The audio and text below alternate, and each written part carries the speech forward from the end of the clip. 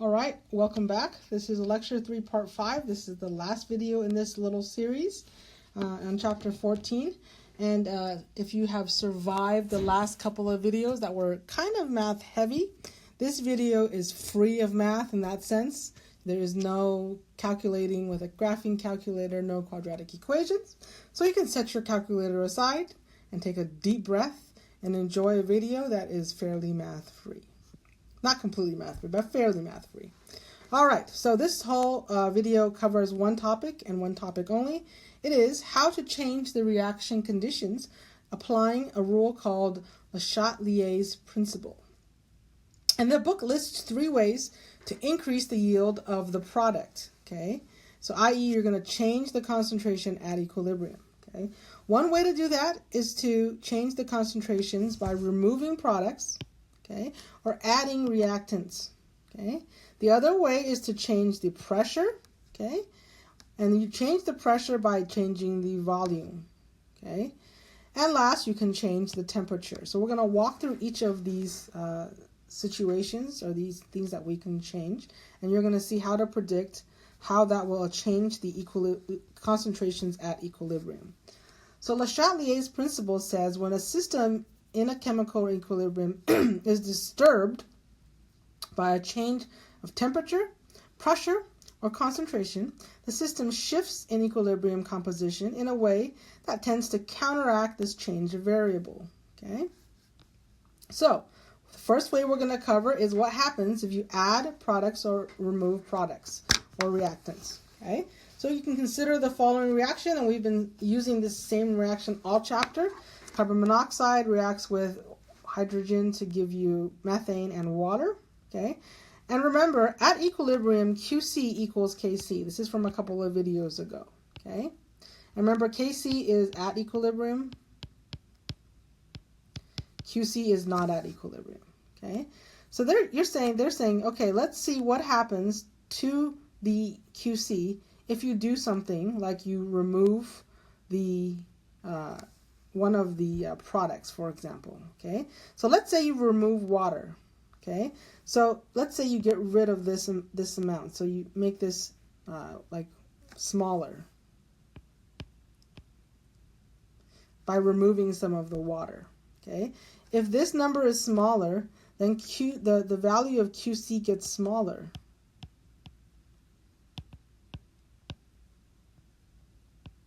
Okay? So if you remove the water from the reaction, the numerator, the top value becomes smaller, so QC becomes smaller. If that is the case, QC gets smaller, and so rather than QC equaling KC, QC becomes less than KC. It's gotten smaller, right? It was equal, now it's not. Okay? When QC is less than KC, remember our rules. If QC is less than KC, this is from a couple of videos ago, the reaction will shift to the right. Okay? If that is the case, shifting to the right is this way. It will make more CH4 and H2O. Okay?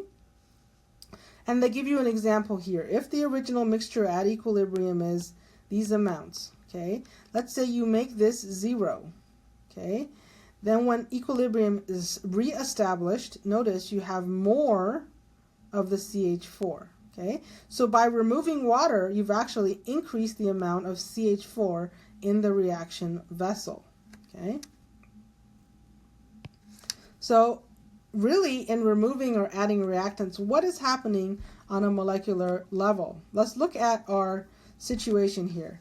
We know at T equals 120 seconds to 240 seconds, this is at equilibrium. And again, how do we know?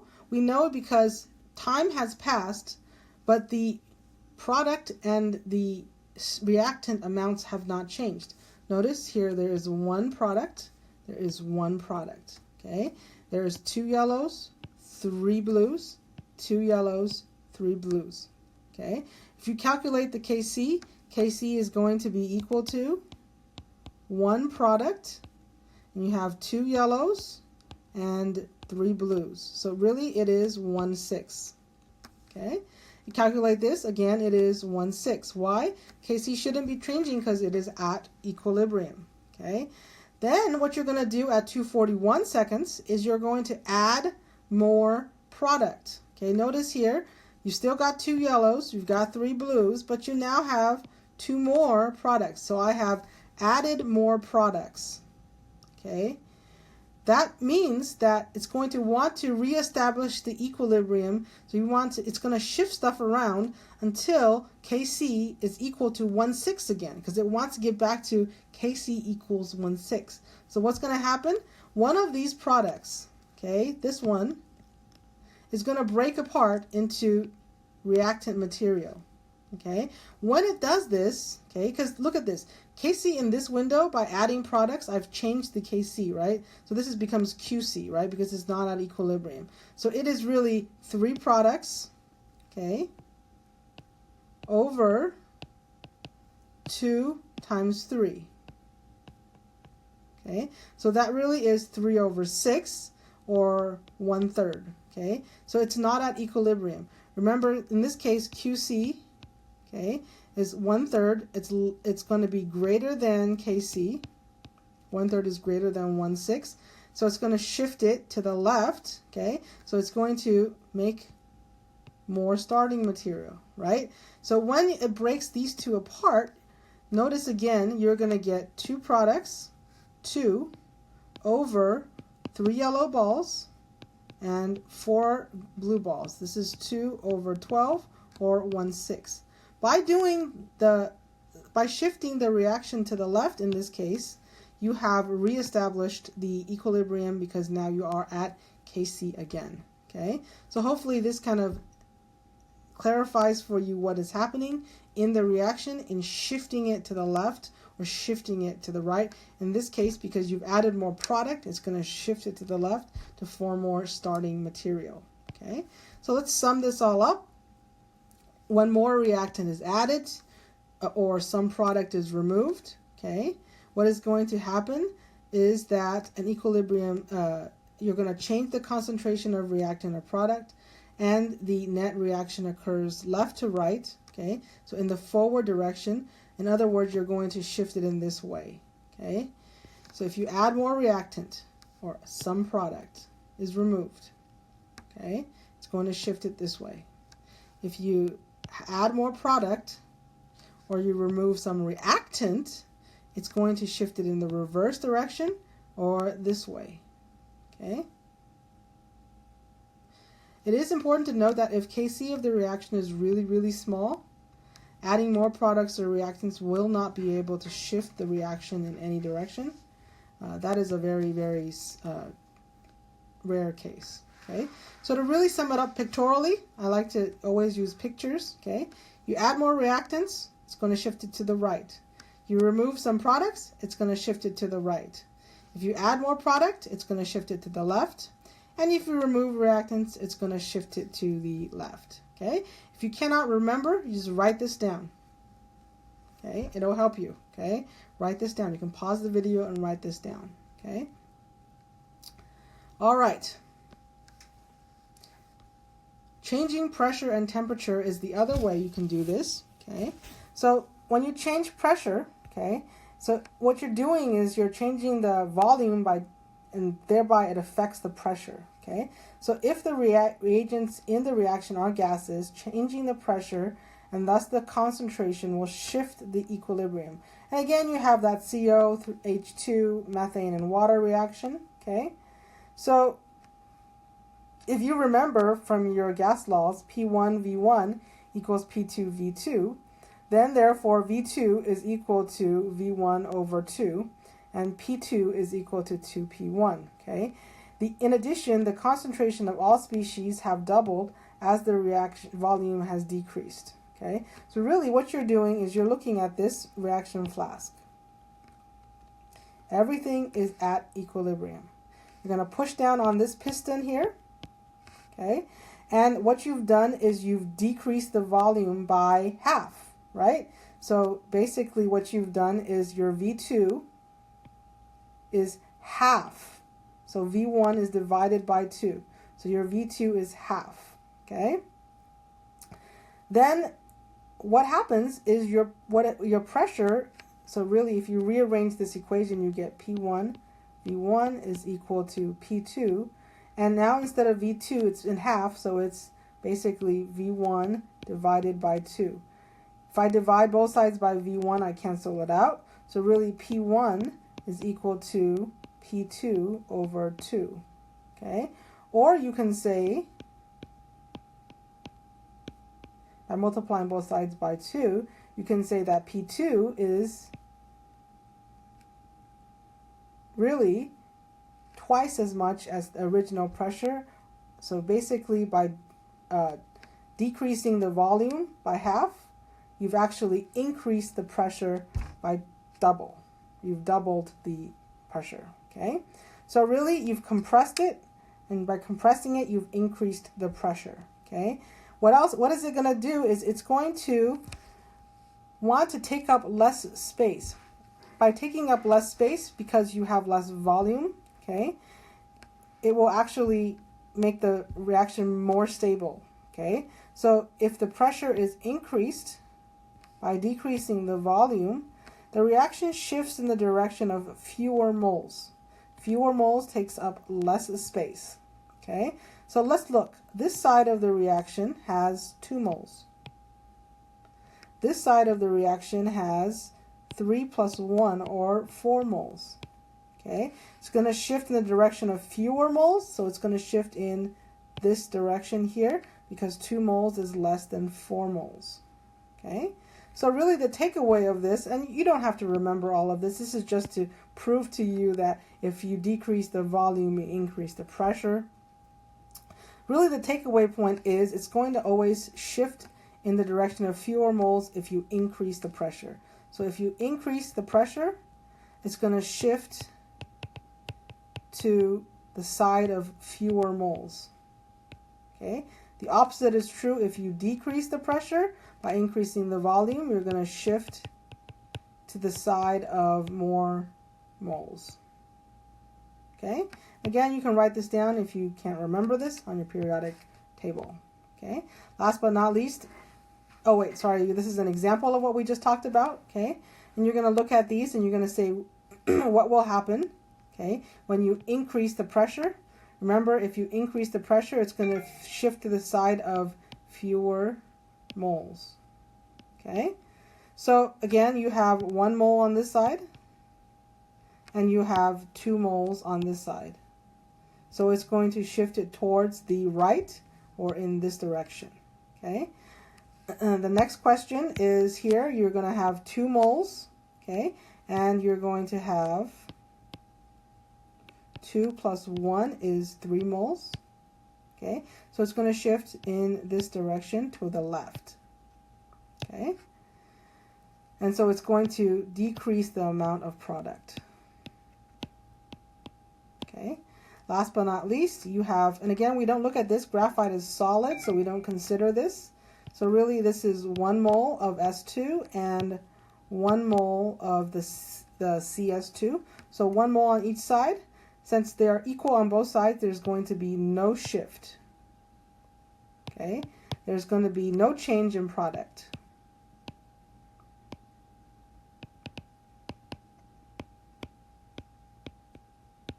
Okay, all right. So looking at temperature, temperature is the last thing we can change. We can change the reactant or product amounts or concentrations. We can change the pressure by changing the volume. We can also change the temperature, okay? And the important thing to remember is if a reaction is endothermic, it absorbs energy, okay? So by adding heat, the reaction can absorb more energy and result in more products, i.e. a shift to the right. If the reaction is exothermic and releases energy, by adding heat, the reaction is hindered, and so more reactants are formed. It's a shift to the left. The way I remember it is delta H, when it is negative, is exothermic. Exothermic means heat is released, right? Okay. If heat is released, it is a product. So again, you write heat as a product. So now, in this case, if you add heat, you're adding a product. Okay. If you could think back to what we talked about just now, previously here, if you add more product, it's going to shift it to the left. Okay, So therefore, by adding heat, you're going to shift this reaction to the left. Okay? Now, if it was an endothermic reaction, okay, let's say A plus B gives you C. Okay? If it's endothermic, heat is absorbed as a reactant. Okay? So if you add heat, okay, and heat is a reactant, again, you should go back to what we talked about before. Okay? If you add reactant, it's going to shift it to the right. Okay? So therefore, in that situation, if you add heat, it's going to shift it in this direction. Okay? So again, always look at your delta H, write in heat, whether left or right, and then you can predict based on whether it's a reactant or a product. Okay? So really, we would like to be able to choose optimum conditions for each of our reactions. So let's go ahead and look at an example. Okay? It says, based upon this situation, you should describe or discuss the temperature. Okay? So we should describe the temperature and the pressure conditions that would give the best yield. Okay? So let's look at temperature first. This is a positive delta H. So heat is it's endothermic. So heat is a reactant. Okay? So if I add heat, it's going to shift the direction in this direction, okay, and produce more products. Okay? So we would like to add heat. Okay? So delta H is positive, so the reaction is endothermic. So raising the heat or adding the heat will drive it to the right. So we want high temperatures. Okay? Let's look at the moles. Okay? We have on this side 3 moles, two carbon monoxides and 1 oxygen, so 3 moles. On this side we have 2 moles. Okay? So if I increase the pressure, it's going to shift it to this direction, which is the wrong direction, right? So I would like to decrease the pressure, right? So I want to shift it in this direction towards more moles, so I need to decrease the pressure, okay? So there are 2 moles of gas as reactants, 3 moles as products. Raising the pressure will drive the reaction to the left, so we want to decrease the pressure, or low pressure is another way to say decrease the pressure. So to get the optimum yield in this particular reaction, we want low pressure, high temperatures. Let's look at these 2 examples here, and this is from your homework. This is actually the first 2 problems from your homework booklet. So if you want to pull out your homework booklet and follow along, that's totally fine. Okay. It says in the following reaction that's carried out, A plus B gives you C, and remember A is blue, B is red, and C is purple. Okay. And it's at 500 Kelvin. It says after the reaction has reached equilibrium, the container has the following composition. So this is at equilibrium, okay? So suppose the container volume is doubled, okay? If you double the container volume, so now it's like this big, okay? You've actually increased the volume, right? So therefore the pressure will decrease because you've increased the volume, okay? So if you decrease pressure, it's going to shift it, remember, to the side of more moles. Okay, so again, you're looking and you're saying this side has 2 moles. This side has 1 mole. So it's going to shift it in this direction towards the side of more moles. Okay. So how does the equilibrium composition shift? It's going to shift to the left. How does the concentration of each of the reactants and products change? If it shifts it to the left, A and B concentrations is going to increase, and the C concentration is going to decrease. Okay? Basically, this applies what we learned about changing the pressure by changing the volume. Okay? This next question, it says for an endothermic reaction, and endo is very important, you've got AB becoming A plus B. Okay, so A is blue. That didn't work. A is blue. B is red. Okay, and AB is red and blue. Okay, if that is the case, and it's endo meaning that heat is a reactant, okay, which one or two, is at the lower temperature? Okay, so if I have a lower temperature, I'm going to be removing heat, okay, because I'm lowering the temperature, okay. Removing heat is going to shift the direction. Removing reactants, right? It's going to shift it in this direction. Okay? If I shift it in this direction, you should have more A and B and less of the A separated from the B. So you should have more of the AB together. Okay? So let's look over here. This flask has 1, 2, 3, 4 A and B's. Okay, and this one has 1, 2, 3 ABs. Okay, so this one has to be at the lower temperature because this one has more reactants, i.e. more ABs.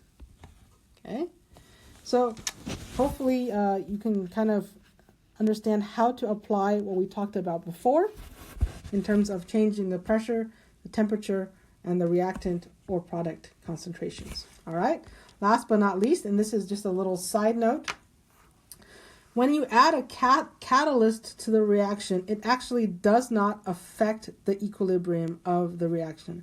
Remember, a catalyst lowers the transition state. It speeds up the rate at which the equilibrium is reached, but once you reach equilibrium, the forward rate, the back rate, stays the same, and if you add a catalyst, the forward and back rate is going to go faster, but you're still at equilibrium. So catalysts do not affect the equilibrium, okay? Pressure, temperature, and changing the concentrations affect the equilibrium, but adding a catalyst does not. Adding a catalyst only affects the rate of the reaction. All right, this ends this chapter on equilibrium concentrations and equilibrium reactions. So this is the last video. If you haven't done so already, complete the homework and you should be good to go in terms of chapter 14.